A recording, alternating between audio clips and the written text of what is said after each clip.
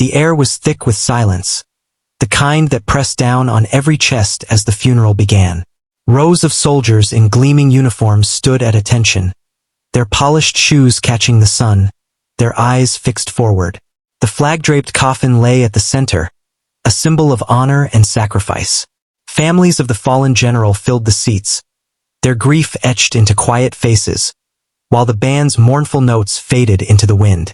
At the edge of the service, shuffling closer with unsteady steps, came an old man. His clothes were worn, his jacket too big for his frame, and in his hand he clutched a faded military cap, frayed at the edges, its color nearly gone with time. He stopped at the gate, staring past the guards at the coffin, his eyes wide with something deeper than sorrow. When he tried to step forward, 2 guards crossed their arms and blocked him. "Sorry, sir. This is a private service," one said firmly. The old man's voice cracked as he replied, "I only want to pay my respects. Please, he once saved my life." His words trembled with urgency, yet carried a quiet dignity that made even the young soldiers hesitate for a moment. The guards exchanged uneasy glances, but their orders were clear. "You can't come in," they repeated. The old man lowered his head, clutching the cap tighter, as if it were the only thing tethering him to that moment. His shoulders sagged under the weight of rejection, but his eyes never left the coffin. He didn't argue further. He didn't raise his voice. He simply stood there, separated by a line of authority, longing to honor the man whose courage had once pulled him back from the edge of death. The old man stepped aside from the guarded gate, his movements slow and heavy, as if every step pressed him deeper into the earth. He found a place just beyond the crowd, close enough to see the flag that covered the coffin but far enough to feel invisible among the rows of uniforms and solemn faces. No one approached him. No one asked who he was. To the people gathered, he was just another onlooker who didn't belong. His eyes fixed on the coffin, and for a moment the world around him faded. In his mind, he was no longer standing at a funeral, but kneeling in the mud of a battlefield decades earlier. He could smell the smoke, hear the deafening blasts, and feel the sharp sting of pain from wounds that had nearly taken him. He remembered the moment he thought it was over, until strong arms lifted him up, dragging him to safety. The voice still rang in his ears. "You're not dying on my watch." That voice belonged to the man now lying in the coffin, the general who had once been just another soldier fighting beside him. The memory swelled in his chest until it was hard to breathe. He whispered under his breath, "I owe him everything. My life, my family, the years I was given. All because of him." His words were carried away by the wind, unheard by anyone but himself. Around him, people shifted uncomfortably, some glancing his way but quickly turning back, as if the sight of him didn't fit the polished dignity of the occasion. Yet the old man didn't move. He stood rooted to the ground, his hands trembling as he clutched the faded cap against his heart, waiting for a chance to give the respect he knew his savior deserved. The ceremony moved forward with practiced precision. Commands were spoken, rifles were raised, and the honor guard carried out every motion with the solemn rhythm of duty. The crowd stood hushed, their faces turned toward the casket draped in the nation's flag. Each movement felt final, as though history itself were closing a chapter with quiet dignity. The old man remained at the back, pressed against the edge of the gathering. He watched through a blur of tears that he refused to wipe away, afraid to miss a single moment. Though pushed aside, his heart beat in time with every step of the soldiers, as if each one echoed the march of his own past. He had come with nothing but his cap and his memories, yet both felt heavier than the medals pinned to the uniforms before him. When the final prayer ended, silence fell. Then, a tall figure broke from the line, one of the highest-ranking men in the armed forces, a 4-star general whose very presence commanded respect. He stepped forward slowly, his chest gleaming with medals, his eyes fixed on the coffin.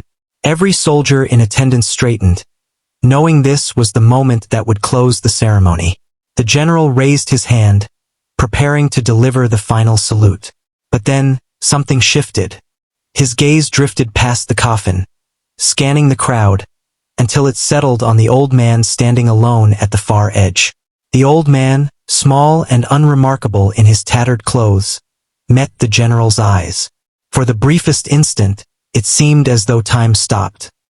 The general's expression softened. He hesitated, his hands still poised in midair. In that stillness, it became clear. He had recognized something no one else had seen. He knew who the old man was, or at least what he meant. The general's hand lowered slowly, breaking the rigid formality of the moment. A murmur rippled through the crowd, uncertain, confused by the pause. Instead of turning back to the coffin, he stepped away from the polished path and began walking toward the outer edge, his boots striking the ground with steady, deliberate weight. All eyes followed him. The air seemed to hold its breath. The old man blinked in disbelief as the towering figure in full dress uniform approached. He wasn't sure whether to step back or to stand his ground. His heart pounded as the general stopped directly in front of him, close enough that the rows of soldiers could see the worn jacket, the scuffed shoes, the trembling hands clutching the faded cap. Then, without a single word, the general straightened to his full height. His hand rose sharply, fingers pressed tight against his brow, delivering a salute that was flawless, crisp, and reverent. It was not given to the coffin, nor to the gathered officials. It was given to the old man who had been kept outside the circle of honor. Gasps swept across the mourners. The guards at the gate shifted uneasily, realizing the weight of what they had denied. The silence deepened, and in it, the old man's eyes filled with tears. His body trembled, but slowly, shakily, he raised his hand to return the salute. It was imperfect, unsteady, but filled with a lifetime of gratitude. No words passed between them. None were needed. In that single exchange, the general had spoken more than any speech could hold. He had given the old man dignity, recognition, and a place of honor among them. The world seemed to pause in reverence, witnessing a moment of humanity far greater than ceremony. The hush that followed was unlike anything that had come before. It wasn't the silence of discipline or ritual, but something deeper, an unspoken understanding that had spread through every soul present. The old man lowered his hand, tears streaking his weathered cheeks, and for the first time since he arrived, he no longer felt like an outsider. He stood tall, his faded cap pressed gently to his chest, as if he had finally been allowed to carry his story into the open. The general gave a single nod, then stepped aside, clearing the path that others had blocked. Without resistance, the old man walked forward. Each step felt like a bridge between past and present, between the forgotten sacrifices of ordinary men and the glory history reserved for its heroes. When he reached the coffin, he paused, looking down at the flag that lay across it. His hands shook as he placed the worn cap atop the polished wood. It was not much to give, but it was everything he had left.